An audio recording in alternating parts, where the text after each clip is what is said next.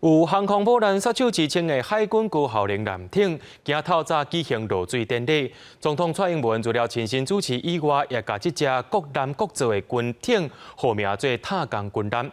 另外，今仔日也有举行头一只快速布雷艇交船仪式。总统蔡英文表示讲，这对国防的应用能力有大大提升。现在我命名你为塔江军舰。 总统蔡英文上定身体多工级军舰量产型第一台号名塔江舰，伊嘛特别登船巡视布雷艇。那么今天的2艘舰艇都是具有高速的机动性，其中沱江舰深获国际的认同，原型舰经过性能精进之后，具有更强大的打击火力。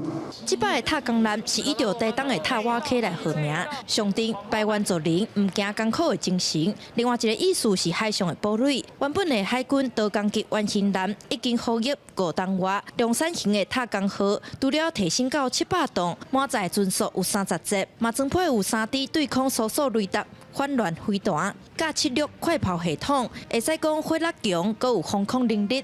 布雷艇有自动布雷系统等等，嘛是台海防御袂当欠缺的。从大型军舰到小型舰艇，每一艘不仅性能优异，而且很快的建造完成。内部装备和零组件国造的比例也日益提升。 我们在未来也可能成为西方民主国家相关装备和零组件的供应的来源。